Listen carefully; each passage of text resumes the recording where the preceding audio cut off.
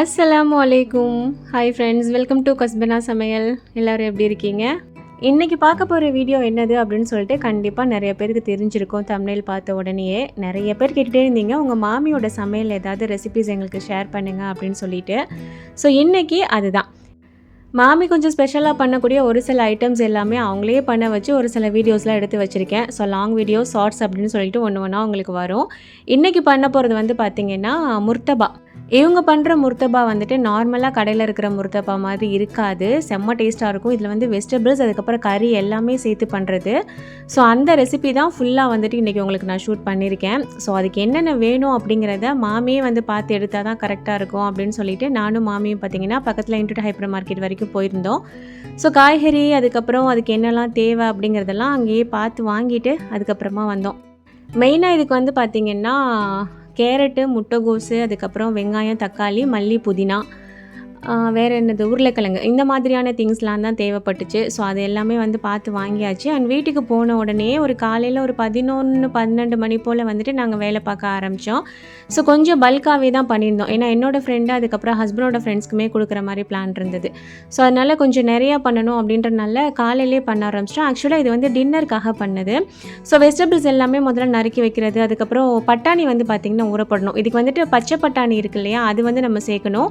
இங்கே எனக்கு ஃப்ரெஷ் பட்டாணி கிடைக்கல. அது மட்டும் இல்லாமல் இந்த வெள்ளை பட்டாணி வந்துட்டு வீட்டில் ஆல்ரெடி இருந்தது. ஸோ அதில் வந்து கொஞ்சமாக வெண்ணி போட்டு ஊற வச்சாச்சு. ஸோ ஊறி வந்ததுக்கப்புறமா வேக வச்சு எடுத்துக்கலாம் அப்படின்னு சொல்லிட்டு அது ஊறி வரதுக்குள்ளே சைட் பை சைடு வெஜிடபிள்ஸ் எல்லாமே கட் பண்ணி வச்சாச்சு. நம்ம கட் பண்ண வேண்டிய பொருள் எல்லாமே முன்னாடி கட் பண்ணி வச்சிட்டோம் அப்படின்னா ஈவினிங் போல் மாவை பிணைஞ்சிட்டு நைட்டு டின்னருக்கு வந்துட்டு ஒரு மகரிப்க்கு மேலே பண்ணுறதுக்கு கரெக்டாக இருக்கும் அப்படின்னு சொல்லிட்டு பண்ண ஸ்டார்ட் பண்ணிட்டோம். பிள்ளைங்களுமே ஸ்கூலுக்கு போயிருந்தாங்க. ஸோ அவங்க வர்றதுக்கு முன்னாடி இதெல்லாம் பண்ணி வச்சிடலாம் அப்படின்னு சொல்லிட்டு ஜஸ்ட்டு காய்கறி மட்டும் ரெடி பண்ணி வச்சுருந்தோம், கட் பண்ணி.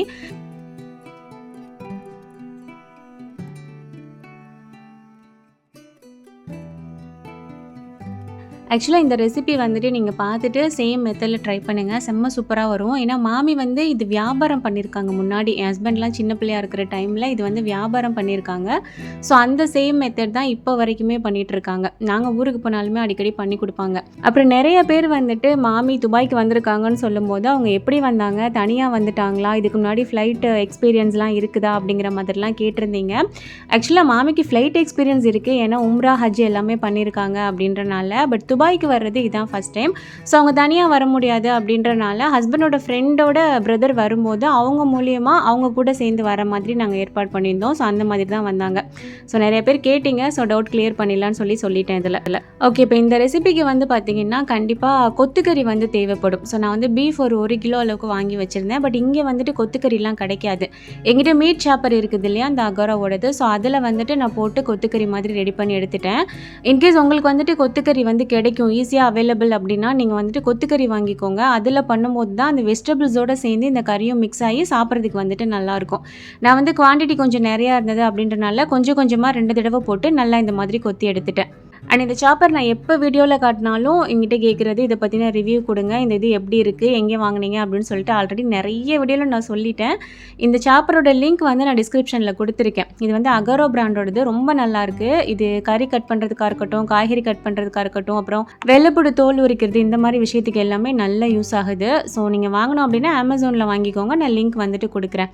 ஓகே, கறி வந்துட்டு பார்த்திங்கன்னா நான் க்ளீன் பண்ணிவிட்டு தான் அதை வந்துட்டு கட் பண்ணேன். ஸோ இதை வந்து ஒரு குக்கரில் மாற்றிட்டு இதில் வந்து வீட்டில் அரைச்சி குழம்பு மிளகாய் தூள் இருக்கும் இல்லையா, அது, அதுக்கப்புறம் தேவையான அளவுக்கு உப்பு சேர்த்துட்டு கூடவே இஞ்சி பூண்டு பேஸ்ட்டு ஒரு டீஸ்பூன் இல்லை 1.5 டீஸ்பூன் அளவுக்கு நம்ம சேர்த்துக்கலாம். கூடவே ஒரு 1-2 டேபிள் ஸ்பூன் அளவுக்கு தயிர் சேர்த்துட்டு கொஞ்சமாக தண்ணி சேர்த்து இதை வந்து நம்ம நல்லா வேக வச்சு எடுத்துக்கணும். ஏன்னா காய்கறியோடு சேர்த்து வேகப்பட முடியாது, கறி வேகிறதுக்கு டைம் எடுக்கும் இல்லையா.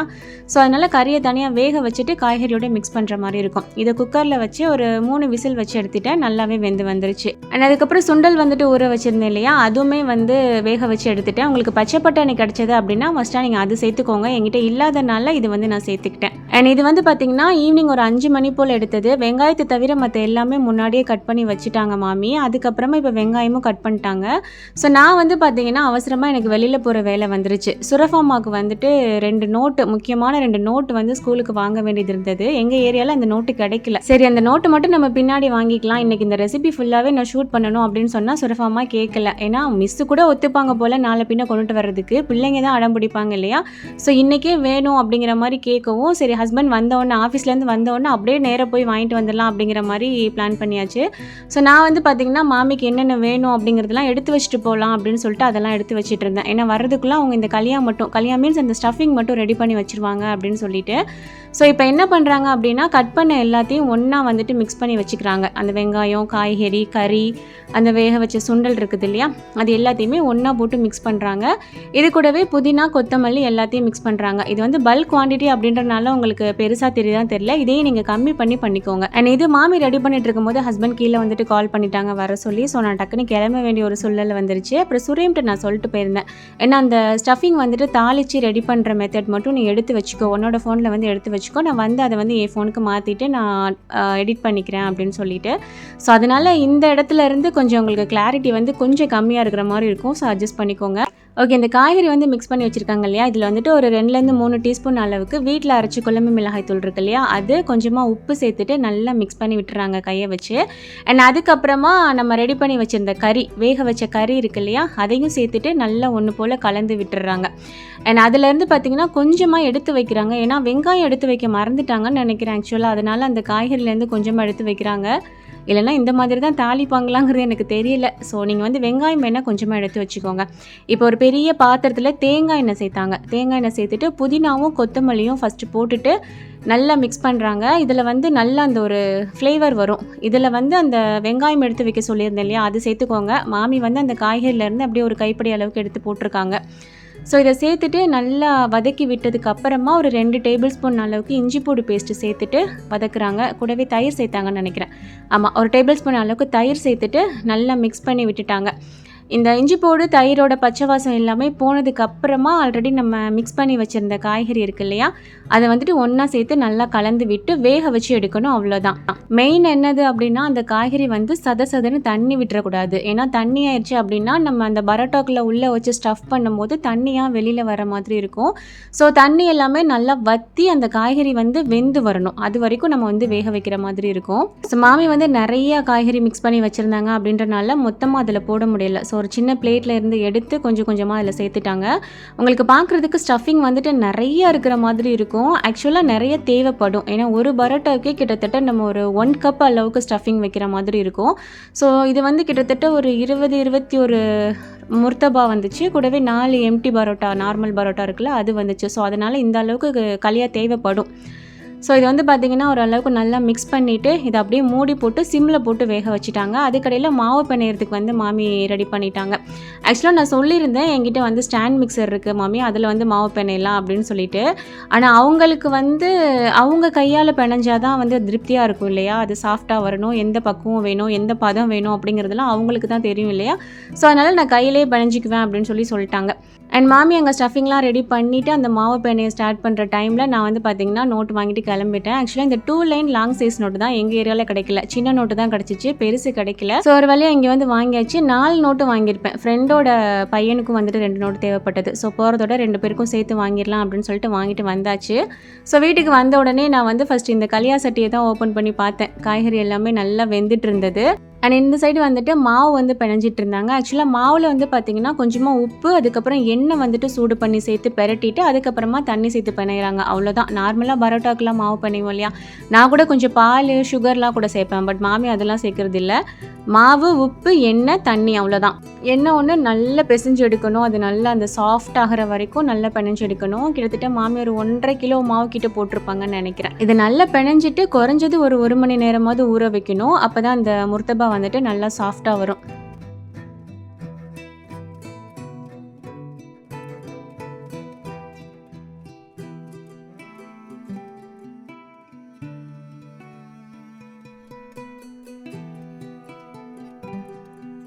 ஸோ ஃபைனலி மாவு நல்லா பிணைஞ்சிட்டு மேலே வந்து கொஞ்சமாக எண்ணெய் தடவி ஈர துணி போட்டு மூடி வச்சாச்சு. அது அப்படியே ஒரு 1 மணி நேரம் ஊறட்டும் அப்படின்னு சொல்லிட்டு.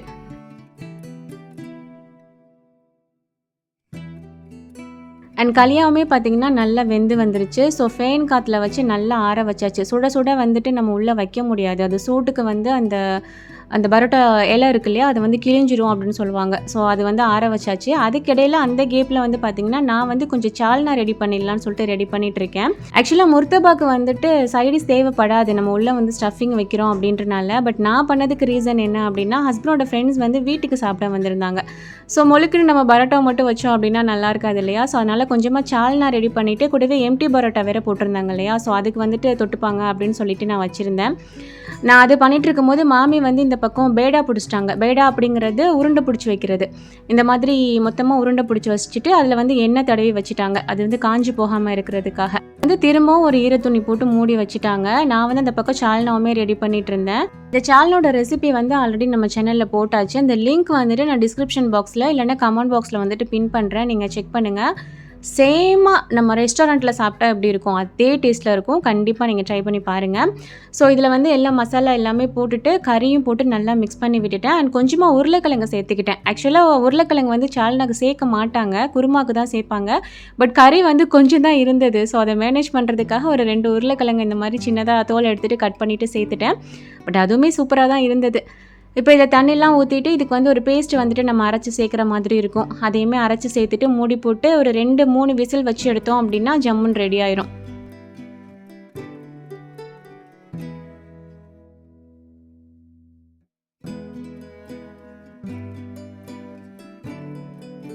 ஸோ ஒரு வழியாக நான் சால்னா வந்துட்டு ரெடி பண்ணிட்டேன். நான் இந்த வேலையை முடிச்சிட்டேன் அப்படின்னா மாமி வந்து அடுத்து பரோட்டா போடுறதுக்கு ஈஸியாக இருக்கும். ஏன்னா 2 தோசை டவா வச்சு பண்ணுற மாதிரி பிளான் இருந்தது. ஸோ நான் டவாயுமே ஒரு ஓரமாக எடுத்து வச்சுருக்கேன். ஸோ இந்த வேலையை பண்ணி முடிச்சிட்டோம் அப்படின்னா அது வந்து கடகடன்னு போட்டுடலாம் இல்லையா, அதனால. ஸோ இந்த பக்கம் முர்த்தபாக்கு தேவையான மெயினான கலியா, அதுக்கப்புறம் எண்ணெய் வந்து பார்த்தீங்கன்னா கோகனட் ஆயிலும் நார்மல் குக்கிங் ஆயிலும் வந்துட்டு மிக்ஸ் பண்ணி வச்சுருக்காங்க. மாமி அப்படி தான் சேர்த்துப்பாங்க. அண்ட் இந்த சைடு மாவு வந்துட்டு ஊற வச்சு வச்சுருந்தோம் இல்லையா, பேடா பிடிச்சி வச்சுருந்தோம் இல்லையா, அதையுமே மூடி போட்டு வச்சுருக்காங்க. ஸோ அது வைக்கிறதுக்கு ஹாட் பாக்ஸு, அதுக்கப்புறம் அதுக்கு தேவையான பொருள் எல்லாத்தையும் நான் எடுத்து வச்சுட்டு, அதுக்கப்புறம் நான் வந்து நீங்கள் ரெடி பண்ணிவிட்டு கூப்பிடுங்க, நான் சுடும்போது வரேன் அப்படின்ற மாதிரி நான் போயிருந்தேன். அண்ட் மாமி வந்துட்டு பெரிய தாள மூடி இருக்கு இல்லையா, அந்த மூடியில் வச்சு தான் வந்துட்டு மாமி ரெடி பண்ண ஆரம்பித்தாங்க. பட் அது அவங்களுக்கு அவ்வளோ கம்ஃபர்டபுளாக இல்லை. அந்த பரோட்டாக்கு வீசுறதுக்கு வந்து அது ஆடிக்கிட்டே இருந்தது அந்த பிளேட்டு. ஸோ அதோட என்ன பண்ணிட்டேன், பிரச்சனை இல்லை மம்மி நீங்கள் எடுத்துருங்க, நான் கவுண்டர் டாப்பை வந்துட்டு சோப்பு போட்டு நீட்டாக க்ளீன் பண்ணி உங்களுக்கு தரேன், நீங்கள் அதில் பண்ணும்போது உங்களுக்கு ஈஸியாக இருக்கும் அப்படின்னு சொல்லிட்டு கவுண்டர் டாப்பில் உள்ள எல்லாத்தையும் எடுத்துட்டு, ஸோ கவுண்டர் டாப்பில் லிக்யூட்லாம் போட்டு நல்லா தேய்ச்சி கழுவி நல்லா தொடச்சி சூப்பராக ரெடி பண்ணி நான் கொடுத்துட்டேன். அதுக்கப்புறம் மாமி வந்து அதில் ஈஸியாக வந்து வீசுறதுக்கு கரெக்டாக இருந்தது. நானுமே பரோட்டா பண்ணுறேன் அப்படின்னா கவுண்டர் டாப் தான் எனக்கு வந்துட்டு நல்லா ஈஸியாக இருக்கும். ஃபஸ்ட்டு மாமி வந்து பார்த்திங்கன்னா ஒரு 4 பரோட்டா வந்துட்டு வெறும் பரோட்டா பண்ணாங்க. வெறும் பரோட்டாக்கு நம்ம சுற்றி வைப்போம் இல்லையா, அந்த மாதிரி பண்ணாங்க. அதுக்கப்புறமா வந்து முர்த்தபாக்கு ரெடி பண்ணுவோம் இல்லையா, அந்த மாதிரி பண்ணாங்க. அண்ட் முர்த்தபாக்கு ரெடி பண்ணும்போது இந்த மாதிரி வீசிட்டு அதுக்கப்புறமா அந்த தாள முடியில் வச்சுக்கிட்டாங்க. ஏன்னா அப்போ தான் மடித்து கையில் எடுக்கிறதுக்கு வந்து கொஞ்சம் ஈஸியாக இருக்கும். கவுண்டர் டாப்லேருந்து எடுக்க முடியாது, அதனால வீசிட்டு அதுக்கப்புறம் இந்த மாதிரி பிளேட்டில் வச்சு நடுவில் வந்து பார்த்திங்கன்னா நம்ம ரெடி பண்ணி வச்சுருந்த ஸ்டஃபிங் இருக்கு இல்லையா, அது வந்துட்டு வைப்பாங்க. ஆக்சுவலாக இந்த ஸ்டஃபிங் வந்துட்டு வைக்கும் போது நல்லாவே ஆறி இருக்கணும், இல்லைன்னா அந்த பரோட்டா இலை வந்துட்டு கிழிஞ்சிரும். ஸோ அதுவுமே கொஞ்சம் கவனமாக இருந்துக்கோங்க. ஒரு சிலர் இதில் வந்து முட்டை சேர்ப்பாங்க. பட் மாமி வந்து முட்டைலாம் சேர்க்க மாட்டாங்க. இந்த ஸ்டஃபிங் மட்டும் வச்சுட்டு பரோட்டா வந்து மடிச்சுட்டு சுட்டு எடுக்கிற வேலை தான்.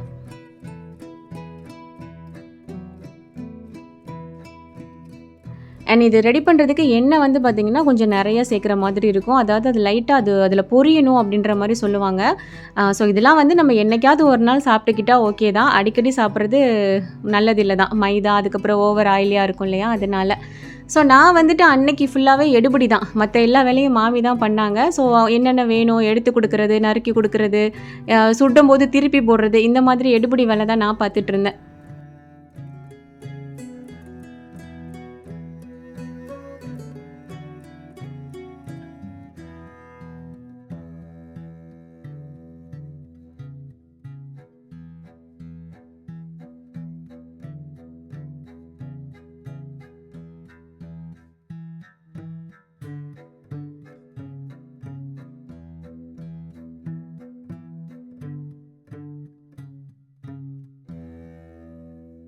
ஸோ ஃபைனலி ஒரு 20லேருந்து 21 முர்த்தபா கிட்ட பார்த்தீங்கன்னா வந்திருந்தது. செம்ம டேஸ்ட்டாக இருந்தது. சுட சுட வந்துட்டு நான் ஃப்ரெண்டுக்குமே டக்குன்னு குடுத்து விட்டுட்டேன். ஏன்னா அதுக்கப்புறம் ஹஸ்பண்டோட ஃப்ரெண்ட்ஸ் வந்துட்டு வீட்டுக்கு வருவாங்க. நம்ம சாப்பிட்றதுக்கு அவங்களுக்கு எடுத்து வைக்கும்போது நம்ம அங்கே குடுத்து விட மறந்துடக்கூடாது அப்படின்றனால ஃபஸ்ட்டு அவங்களுக்கு குடுத்து விட்டுட்டு, அதுக்கப்புறம் பேலன்ஸ் உள்ளதெல்லாமே வந்து சூப்பராக சுட்டு எடுத்தாச்சு.